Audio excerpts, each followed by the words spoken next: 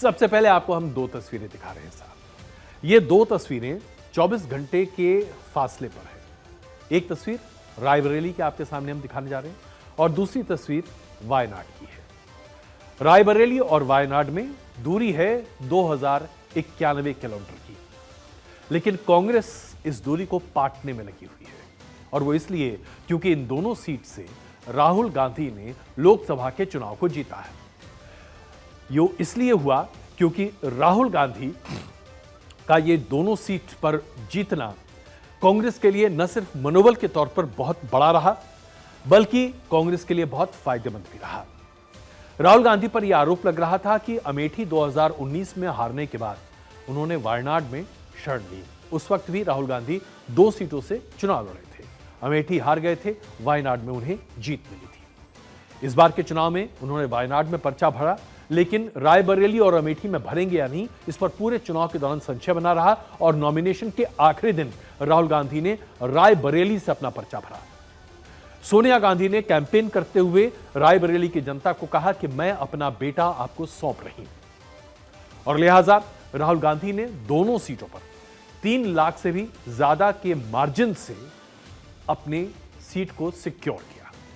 अब सवाल यह है कि राहुल गांधी एक ही जगह से सांसद रह सकते हैं, या तो उनको चुनना होगा रायबरेली को, या वो वायनाड की तरफ एक बार फिर रुख कर सकते हैं और वायनाड को जीतने की बात कर सकते हैं।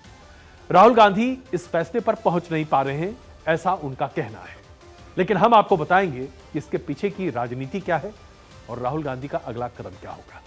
राहुल गांधी ने क्या कहा, पहले जरा देख लीजिए। Everybody knows the answer to this question except myself.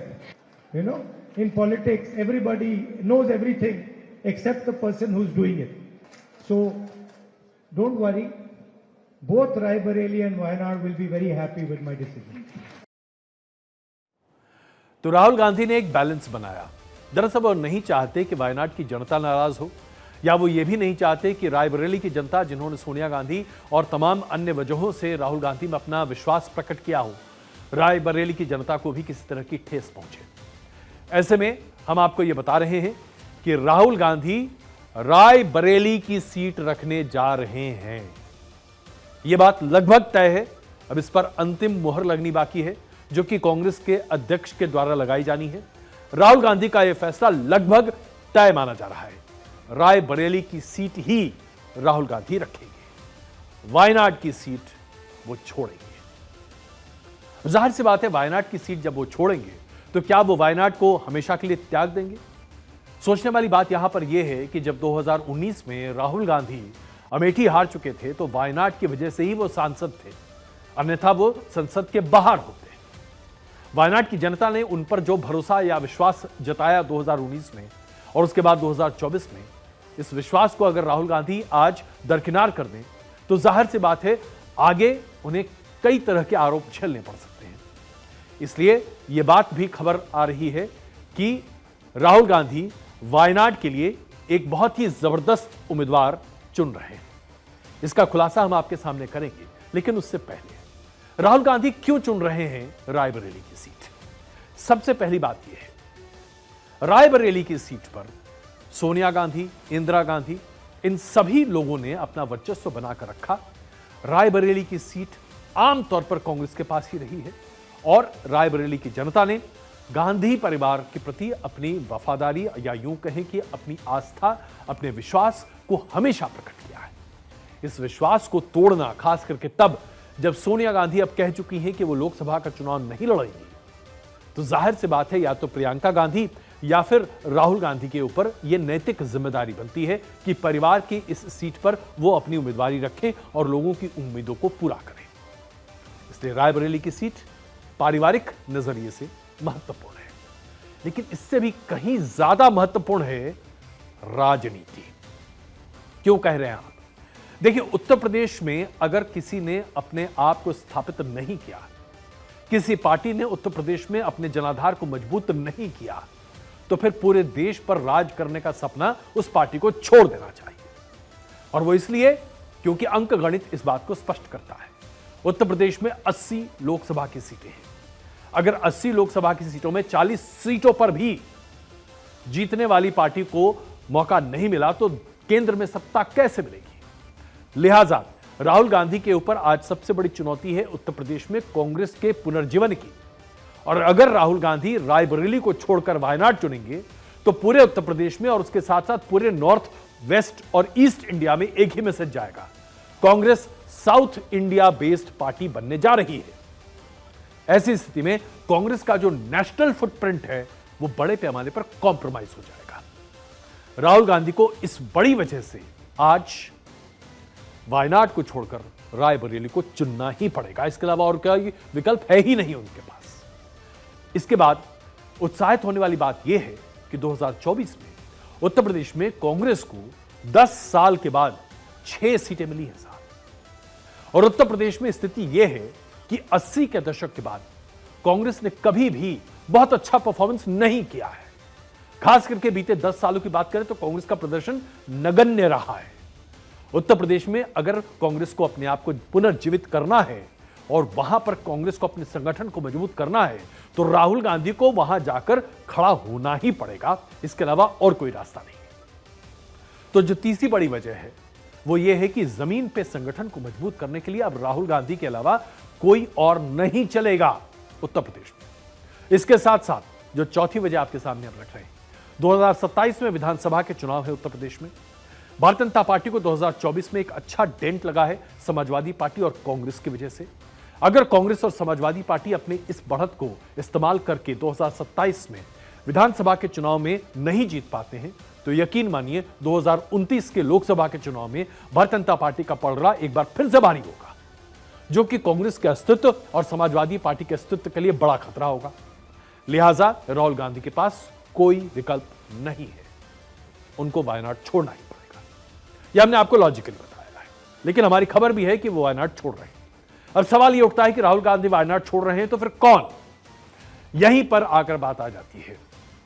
Priyanka Gandhi को लेकर राहुल गांधी ने कई बार इस बात के संकेत दिए कि वो चुनावी अखाड़े में आ सकती है। प्रियंका गांधी के पति रॉबर्ट वाड्रा ने तो कई बार इच्छा जाहिर की कि वो खुद ही आना चाहते हैं, लेकिन गांधी परिवार रॉबर्ट वाड्रा को आगे करे इसकी संभावनाएं न के बराबर है। हां, अगर कोई एक व्यक्ति आगे बढ़ सकता है तो वो है प्रियंका गांधी। अब प्रियंका गांधी को लेकर यह सवाल उठ रहे हैं कि क्या प्रियंका गांधी के लिए चुनाव रायबरेली से लड़ना ज्यादा अच्छा नहीं होता? तब यहां पर एक बड़ा सवाल खड़ा होता है। मां की सीट पर अगर बेटा खड़ा होता है तो उसको कहते हैं परिवार आगे बढ़ रहा है, यह भारतीय मानसिकता है। लेकिन मां की सीट पर भाई के रहते हुए बहन खड़ी हो जाए तो फिर दिक्कत हो सकती है। इस माइंडसेट को तोड़ने के लिए यह बताया जा रहा है कि वायनाड की सीट के लिए सबसे उपयुक्त गांधी परिवार का उम्मीदवार प्रियंका गांधी है। यही वजह है कि प्रियंका गांधी को लेकर एक जनमत तैयार किया गया है। यहां तक कि राहुल गांधी भी बताया जा रहा है कि इसको लेकर पूरी तरीके से संतुष्ट हैं। राहुल गांधी नहीं चाहते थे कि प्रियंका गांधी सक्रिय राजनीति में तब तक आए जब तक वो खुद ना चाहें, लेकिन अब प्रियंका गांधी सक्रिय राजनीति में आना चाहती हैं। इसके साथ साथ हम आपको यह भी बता दें कि प्रियंका गांधी ने लोकसभा 2024 के चुनाव में जबरदस्त प्रचार किया था। 6 राज्यों में उनका प्रचार रहा था। 108 जनसभा और रोड शो उन्होंने किया था।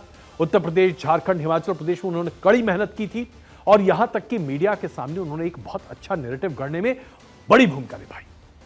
समन्वय बनाने में अखिलेश यादव के साथ भी प्रियंका गांधी की भूमिका बहुत जबरदस्त रही थी राहुल गांधी के संदर्भ में। और कहीं पर भी जब कांग्रेस पार्टी फंसती हुई दिखाई देती है तो राहुल गांधी की मदद के लिए प्रियंका गांधी आती है। लिहाजा राहुल गांधी के रिप्लेसमेंट के तौर पर अगर आज कोई सबसे मुफीद उम्मीदवार वायनाड के लिए है तो वो है प्रियंका गांधी। अब आप कहेंगे ये क्या होने जा रहा है? यहां पर स्थिति यह है कि प्रियंका गांधी के लिए भी मामला अभी कांग्रेस के अध्यक्ष के पास पड़ा हुआ है।